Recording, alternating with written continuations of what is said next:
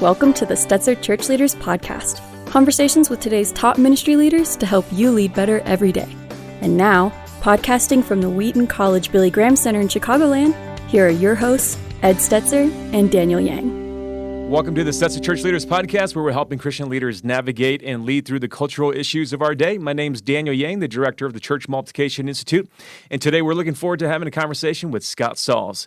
Scott is senior pastor of Christ Presbyterian Church in Nashville, Tennessee. He served as Redeemer Presbyterian Church in New York City as a lead and preaching pastor, and also planted 2 churches in the Midwest.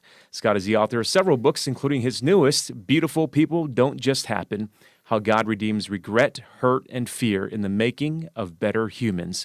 But before we hear from Scott, let's go to Ed Stetzer, editor-in-chief of Outreach Magazine and the executive director of the Wheaton College Billy Graham Center. Okay, good. It's good to have Scott Sauls on the program. We're going to carry on a conversation that's both deeply personal, but I think applicable to so many pastors and church leaders. We want to also remind you, you can check out extended portions of some of our interviews at ChurchLeaders.com/plus. And if you're enjoying interviews, it would be helpful if you left us a review wherever you download your podcast. Scott, first of all, I've gotten to know Scott. We actually have a famous video together where we walk into Rick Warren's secret library. And so hundreds of thousands of people have walked with Scott and Ed through Rick Warren's secret library, which was secret until we posted that video. But Scott, I really appreciated, admired your work, and found this to be deeply personal in what you wrote and more. Continual theme is regret, hurt, and fear. And the last 2 years have been just remarkably hard on a lot of pastors and church leaders. So I think the book will minister to many people kind of walking through some of the challenges. But help us first, why did you write the book, and what misconceptions are you trying to address? Well, thanks for having me on, Daniel and Ed. I really appreciate it. And, in terms of what motivated me to write the book, it really was born out of the pandemic season that hopefully we're starting to inch out of. And it just struck me as a time where normal human pain points, and I sort of organized the book around 3 of them: regret, hurt, and fear, which I think are sort of all encompassing of human pain points. But I felt like all of those pain points were being amplified, right? They've always existed ever since the world became a fallen place. But I think people's anxiety levels, relational hostility, social upheaval, loneliness, isolation, all of these things just sort of reached a fever pitch. And I was just in a season of talking with publishers and book agents about what the next offering might be. And it felt right to do a project that would address those sorts of things from a gospel-centered perspective. And so, that's how the book was born, and I hope it helps some people. Yeah, I know that so many of folks in my circles listen to you as a compass, and so I bet you so many folks are so curious. Like, what were the past couple of years like for you as a pastor, specifically through the pandemic? Well, I think that this particular podcast and your primary audience of church leaders is very appropriate for subjects like these, because according to Barna's latest research, about 40% or just shy of 40% of pastors are actually looking to leave the ministry, which is kind of staggering to me. But the I'm sorry, Daniel, I forgot your question. What was the pandemic like for you personally? Yeah. Thank you. Gotcha. Yeah. And so, those 40% of pastors, they're the ones who want to leave, but the remaining 60%, I think also had a whole lot of disruption and disorientation come our way through really more than 2 years of upheaval. I mean, when you're calling and when your job, your responsibility is to bring people together, and all of a sudden the whole world is saying, tell everybody to not come together, it throws everything into upheaval. And so for me, I think a real low point was preaching to an empty sanctuary on Easter Sunday, realizing that I can't see anybody. I can't read anybody's eye contact or body language.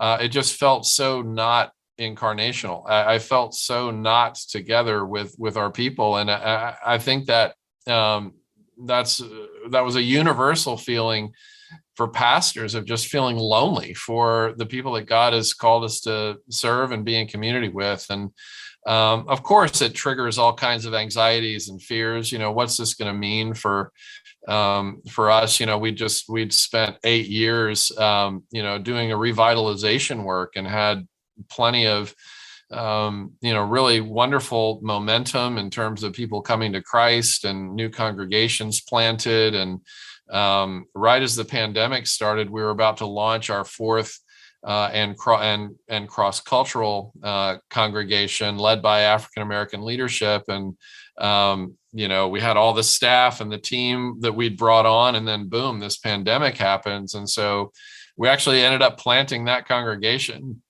on Zoom, and it's a vibrant congregation right now. But back then, I mean, we felt very unmoored, quite honestly. And I had bouts with depression, bouts certainly with loneliness and isolation. I think Tom Rainer says it well. He says, how would you feel? He was trying to represent pastors during the pandemic. He said, how would you feel if 60% of your friends just disappeared and didn't talk to you anymore? And I think that was a very common experience for pastors, and I don't exempt myself from that. It was a very hard season. Yeah, you write really personally in Beautiful People Don't Just Happen. I want to encourage people to pick up the book. One of the things that even here you talked about is the last 2 years, and as we inch out of COVID, to use your language, and we all hope that to be true. It appears, though, that the cultural convulsion we're walking through isn't ending with the end of COVID. We're in some of the most divided times. This is the most difficult time I've ever led. I'm encouraging pastors to build reservoirs of resilience to get in community with others. And so when you wrote Beautiful People Don't Just Happen, you talk about regret, hurt, and fear. You talked about some of your own journey, and as you talked about bouts of depression and more. It seems it's really hard for pastors and church leaders to say, hey, I struggle with this too. And I think that's a gift you've given us here. How might you encourage pastors and church leaders to acknowledge their struggle in themselves, but also to acknowledge their struggles congregationally or with their leadership? What would that look like?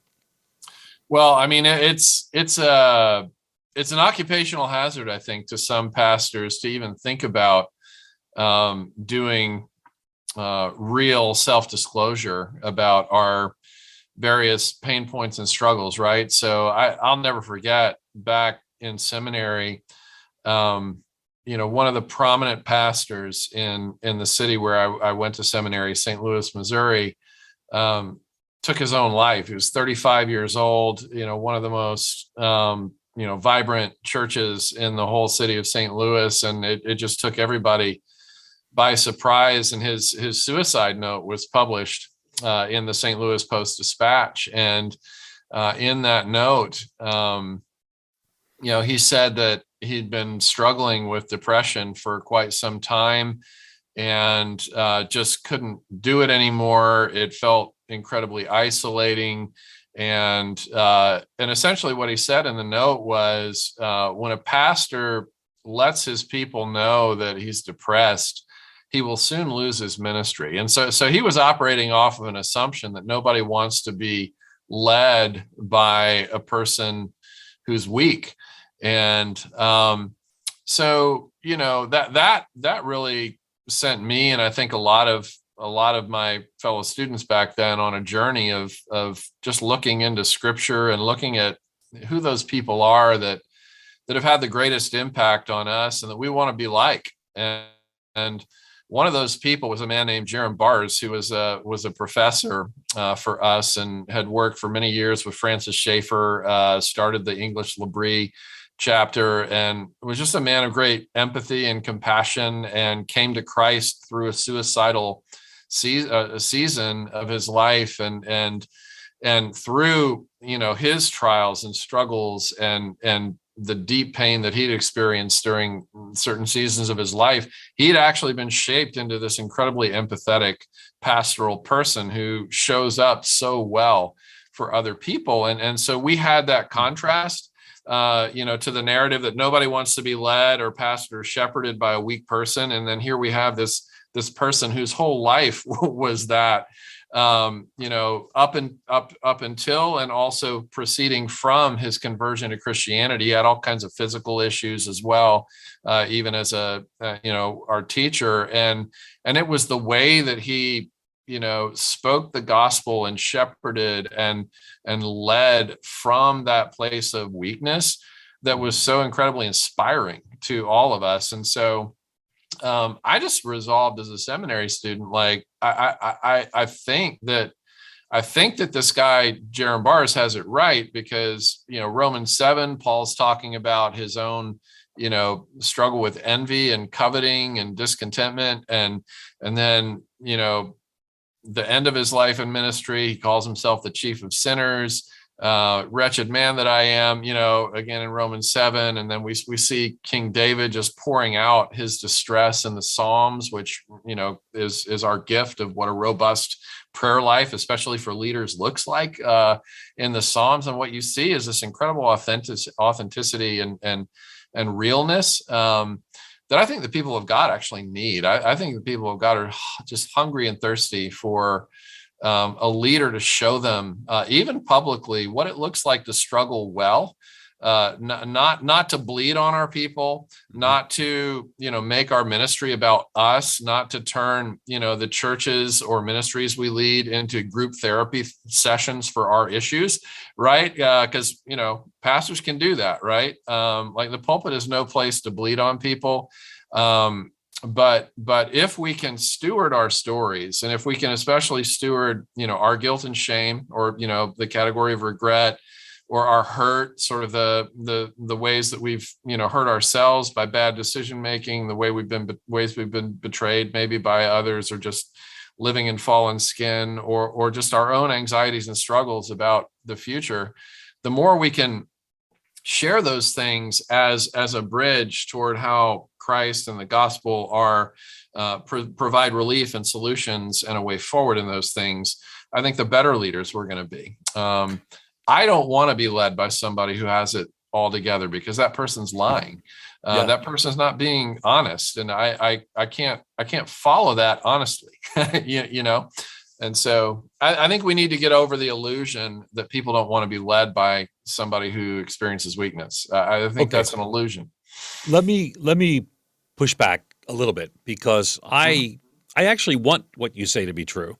Mm-hmm. I noticed a few years ago that prominent successful pastors often feel the freedom to share their struggles, because I think they, in part, are prominent, whatever standards of success you want to use, prominent successful pastors.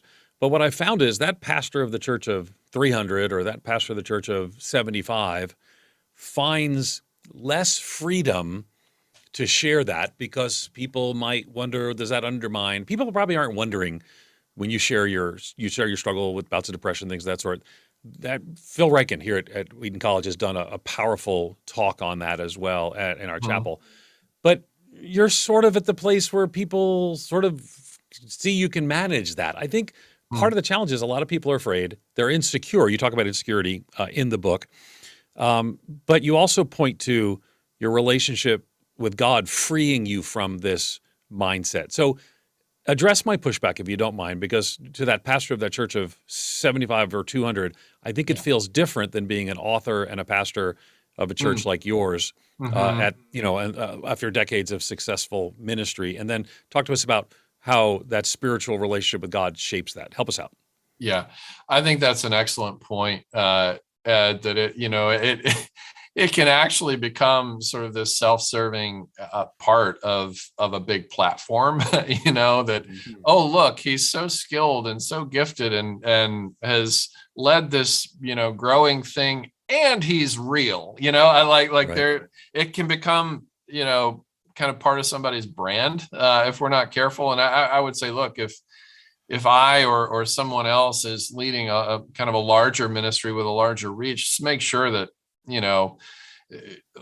transparency isn't staged, because that's manipulative, to turn your, to treat the pulpit as the stage for, being vulnerable so people will be drawn to you, entirely misses the point of ministry. The only reason to ever share your weakness publicly is to point people to Christ, not to you and not to your weakness. And which means we need to be sparing about, the depths to which we go in terms of kind of that full blown transparency, right? I waited 2 years before I let my congregation here know that, that I've experienced anxiety and depression. And I think that was right, in my case, at least, to wait that long, because there needed to be a trust built and to the degree that people would know that I'm not manipulating them. And so that's an easy thing to do when you don't know your people well, and when your people don't know you well, which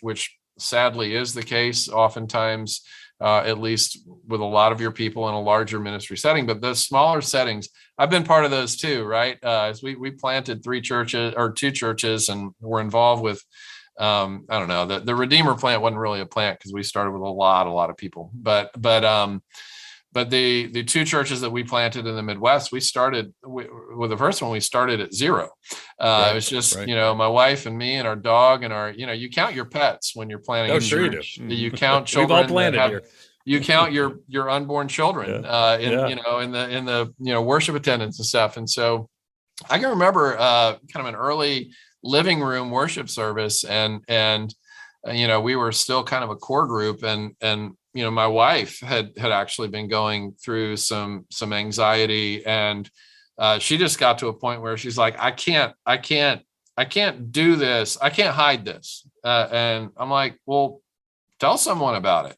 And like right in the middle of the service, somebody said, Patty, can we pray for you? And so right there, my wife, shares with everybody, I've just been going through the hardest time. And like those, 30 or so people get around her and pray over her. And it was a very humbling experience for both of us, right? Because we're supposed to be the leaders, and we ended up being shepherded by, these people, most of whom we just recently met.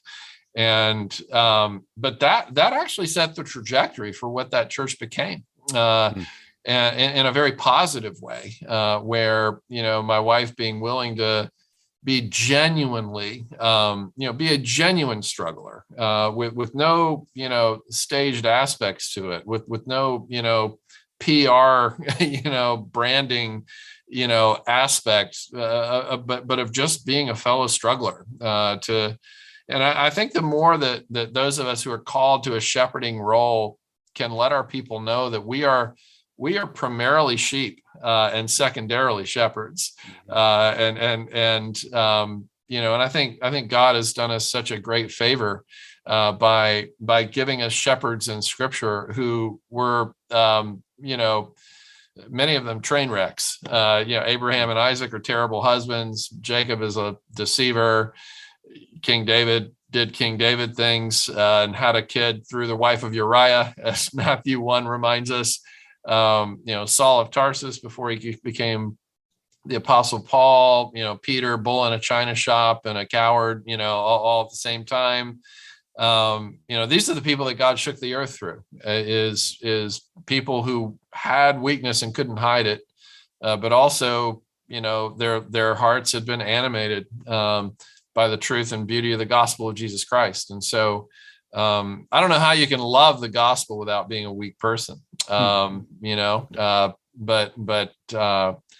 yeah, we got to be careful, and we got to have people in our congregation, and maybe it's a spouse, maybe it's an elder. We got to have people who will be honest with us if they feel like we're oversharing, or if they feel like we're undersharing, and we, every pastor, I think, has an opportunity to figure out who those discerning people are to invite, to speak honestly into our lives and ministries. I have those people, and I hope most of those who are listening have those people as well. Scott, that's where I'd like to dig in a little bit more regards to some of the more recent maybe bouts of depression, anxiety that you may have had, because you write in the book, admitting self-defeat is key to successful recovery. It involves raw honesty about your worst qualities and the destructive decisions you've made. So, give us an idea. How did that look like for you? I know you can't share everything, but give us a sense of how that looked like for you, and then how did that facilitate levels of healing and recovery for you personally? That's good. Man, I mean, where do I start? I mean, here's my most vivid memory, especially of the pandemic. Resenting our leaders, some of them, for what felt like ghosting me, right? And ghosting the church, and not accounting for the fact that their whole lives are not about me and their whole lives are not about the church. I'm at this full time. They give freely of their time to serve and shepherd the church. And then the pandemic hits, and I think for a short season there, it didn't last very long, but for a short season, I just had this anger. It was irrational. It was an irrational kind of anger at people for abandoning me and leaving me to hold the entire church on my shoulders, which is such an arrogant way to think, as if the church is ever on anybody's shoulders except Christ's alone. In the good and hard seasons, but the fact of the matter is, these guys, are trying to hold together their families, their work situations, their lives, and how, the pandemic has thrown their lives out of whack. And so I just, the accuser got to me, and kind of helped turn me into one for a little while.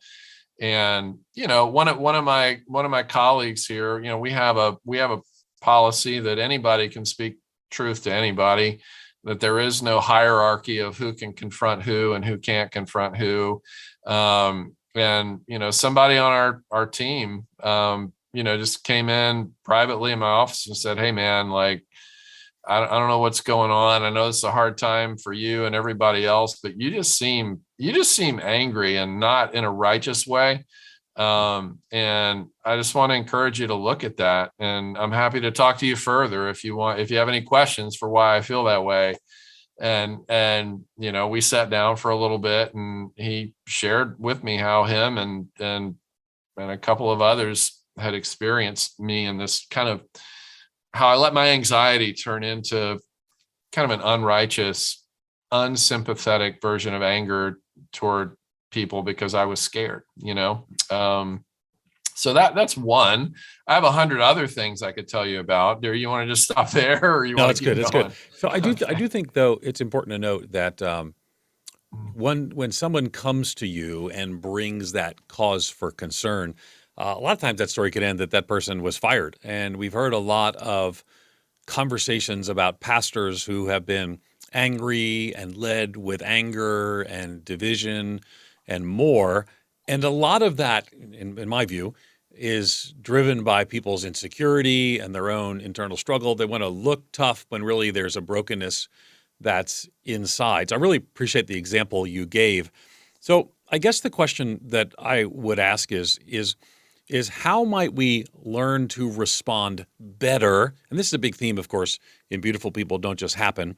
How do we respond better to the regrets, hurt, and fear? Because one of the responses for a lot of pastors and leaders, a lot of men and women in leadership in churches, is to respond by powering through, and often in angry ways.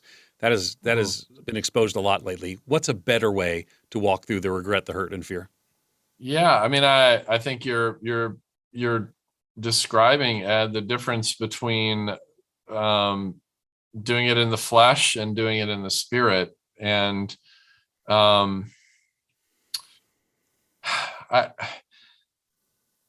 pastors and leaders, what's so important is that pastors and leaders don't forget that we need the gospel every day, just as much, if not more, than the people that we serve.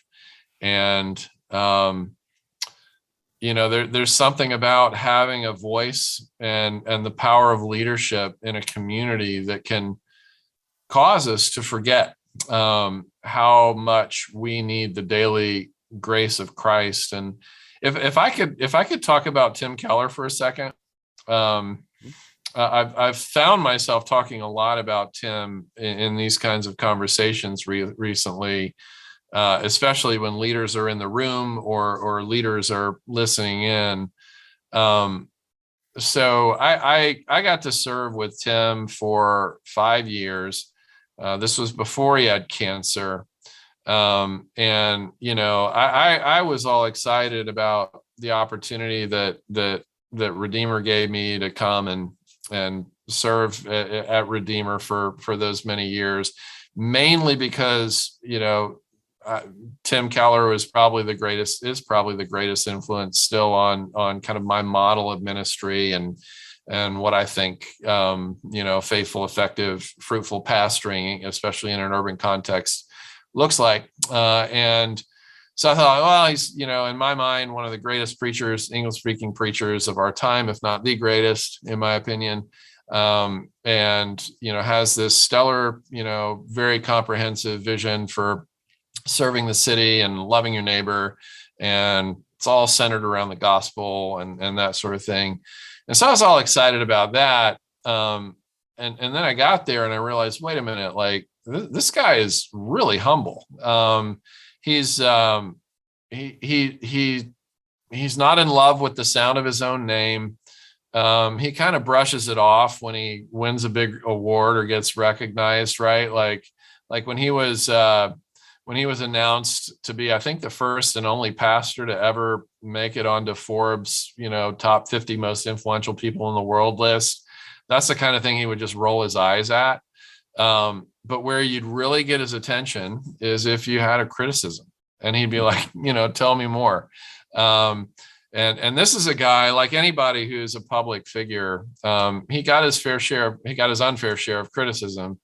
Never heard him dog somebody, never heard him talk back or insult somebody or gossip, even when it was the most unfair, way off base thing, because he had this policy, and he picked this up from John Newton, I think, one of John Newton's letters. But his policy was, even if the criticism is unfair, I'm always going to look to see if there's a kernel of truth behind it, that it might give me an opportunity to repent and grow closer to Jesus, right? So on top of that, this is a guy who's prayed through 5 Psalms every day for over 60 years. He's read carefully through the whole Bible at least once a year, every year for over 60 years, had a deep, robust, committed prayer life.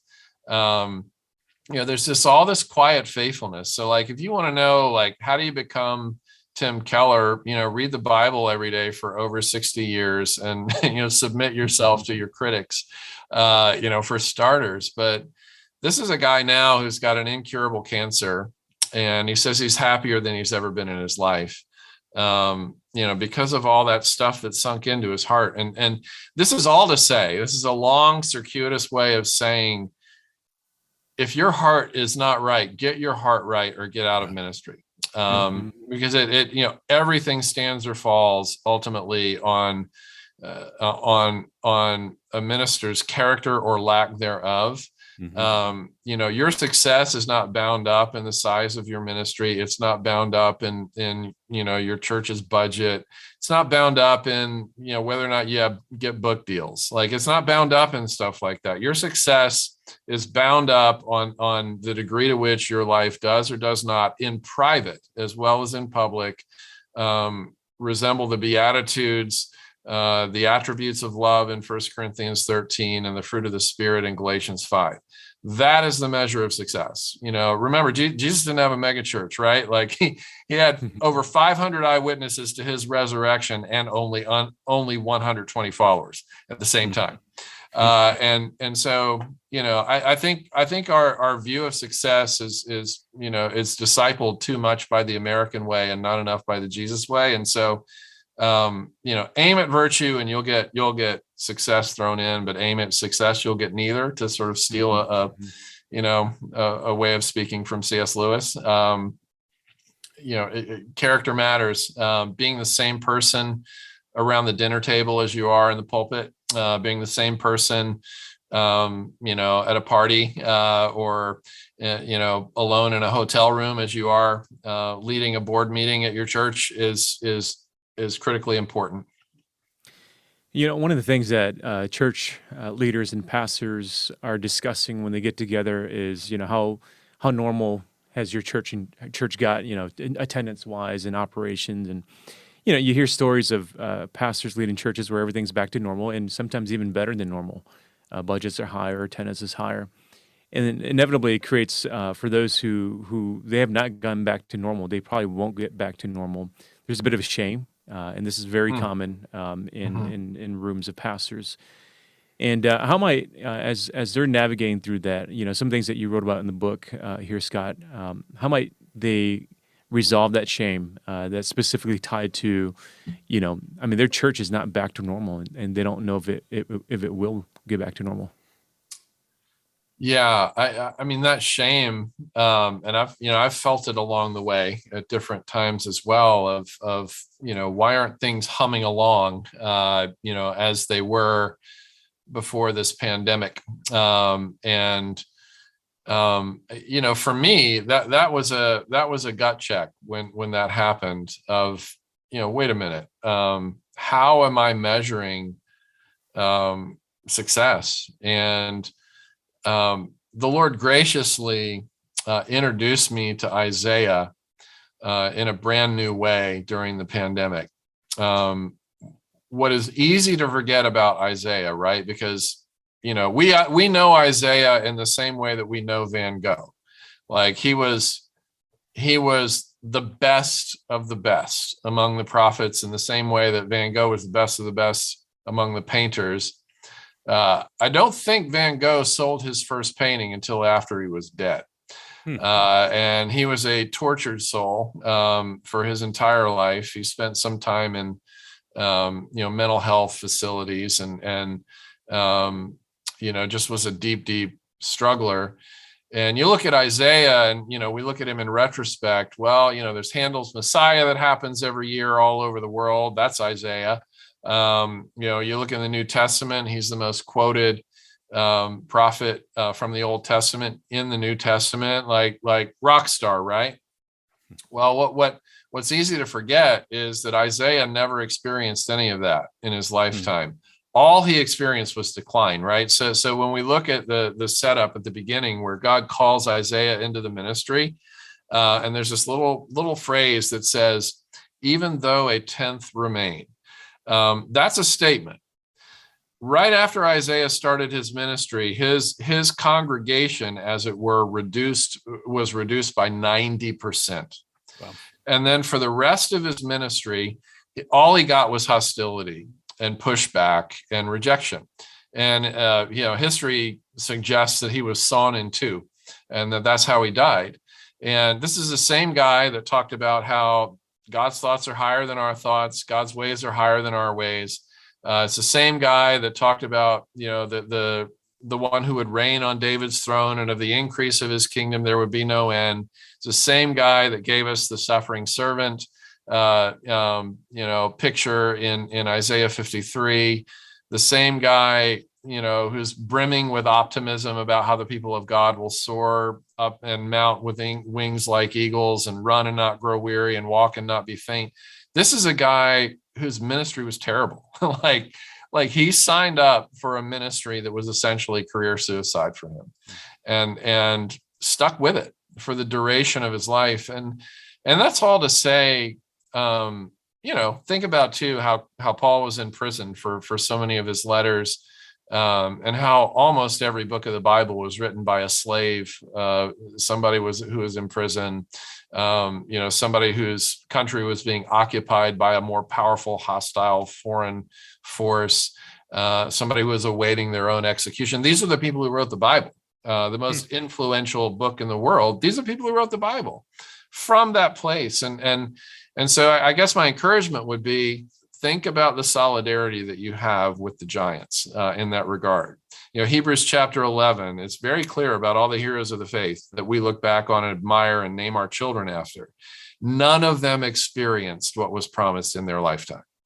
That's like the takeaway from Hebrews 11 for a pandemic environment or for a frustrated pastor situation. Don't underestimate what God might be doing in your small thing. You might in glory be introduced as being infinitely more influential than the megachurch pastor in your city.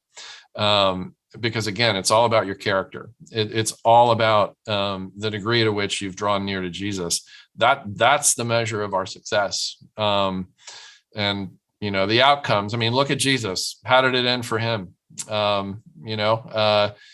Crucified in his 30s with all of his closest friends and family abandoning him. That's how it ended for the most successful man who ever lived. And of course, we have resurrection. Well, guess what? So do you. You have resurrection awaiting you as well.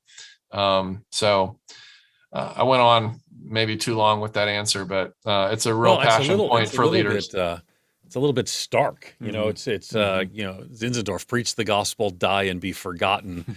But I think that reminds us that it's not ultimately about us. And again, the book is Beautiful People Don't Just Happen, How God Redeems Regret, Hurt, and Fear in the making of better humans. In the book, you're right. The more the soul is worked and stretched to its limits, the more able it becomes to endure suffering and enjoy God all at once, unquote. I think that's kind of a recurring theme in there. And I find it challenging and hopeful. So what does enjoying God in the midst of difficult times and suffering, what does that look like? How can we move towards hope when we're in the midst of some of those struggles? Yeah, it's hard to answer a how-to question on that. Yeah, totally. But I think the action steps, again, they're as old as time. To get our noses and our hearts in the scriptures undistracted as often as we can, to be deeply engaged in the life of a local church with all of its foibles and all of its glories, and love God, love neighbor kind of stuff. I mean, the basic stuff is what forms us when we submit to it over and over and over and over again. Again, I'll just refer back to the things I shared about what formed, Tim into the man that he is. But I think suffering also has a place in our formation, a meaningful, positive, and ultimately life-giving place in our formation. Paul talks about it in Romans 5, where, we rejoice in our sufferings because it produces character, and that produces hope, and hope doesn't disappoint. One of the analogies I use in the book is banana bread, right? It's one of my favorite things to eat. And if anybody's ever made banana bread, that the key ingredient is a rotten banana. It can't be a ripe banana. It has to be rotten. That's the magic. And you put it in with all the other ingredients, the flour, the sugar, the butter, whatever else is in there, and turn the heat up on it, and out comes this wonderful, moist, delicious. I love that we get to call it bread, even though it's cake. It makes it feel more healthy. But there's a metaphor in there for the way that God. We see it in Romans 8:28. God works all things together for good, and I think the key word there is together.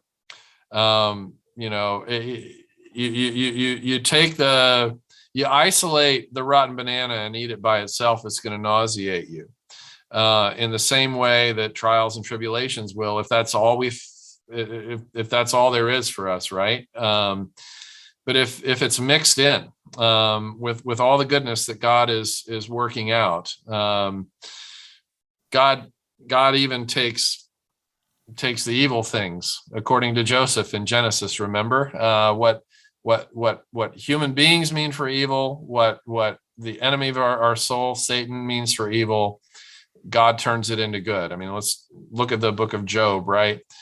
But I think that the key for us is we've got to tap into that in in as personal of a way as we can. And of course, that includes a robust relationship with the Scripture. But I think it also includes being in relationship with people who are ahead of us in life, who've experienced these things that we're going through, whatever those things are, and have emerged from those things or found joy in the midst of those things because of Christ. We need mentors, and because we're not made to do this alone. So a good mentor who's been through it before, and that's the title of the book comes from an Elizabeth Kubler-Ross quote, actually, where she says the most beautiful people we've known have known defeat, they've known suffering, they've known disappointment, and have made it out of those depths, and not in spite of those depths, but because of those depths, they've become people of the deepest compassionate concern, the people who show up the best for other people. There's something formative that happens in the same way that there's something formative that happens in the gym when you do bicep curls or bench presses or whatever, and you feel like you're getting weaker while you're in the act of working out your body. But the truth of the matter is you're becoming stronger. And next week you're going to be able to do, or next month you'll be able to lift more weight or do more repetitions because of submitting yourself to those experiences where you felt like you were getting weaker when actually you were getting stronger. And I think the soul works in the same way. That's a good word. You've been listening to our conversation with Scott Sauls about his newest book, Beautiful People Don't Just Happen, How God Redeems Regret, Hurt, and Fear in the Making of Better Humans. You can learn more about Scott and his ministry at ChurchLeaders.com. Thanks again for listening to the Stetzer Church Leaders podcast. You can find more interviews as well as other great content for ministry leaders at ChurchLeaders.com/podcast. And again, if you found our conversation today helpful, we'd love for you to take a few moments to leave us a review that'll help other ministry leaders find and benefit from our content. We'll see you in the next episode. You've been listening to the Stetzer Church Leaders podcast. For more great interviews, as well as articles, videos, and free resources, visit our website at ChurchLeaders.com. Thanks for listening.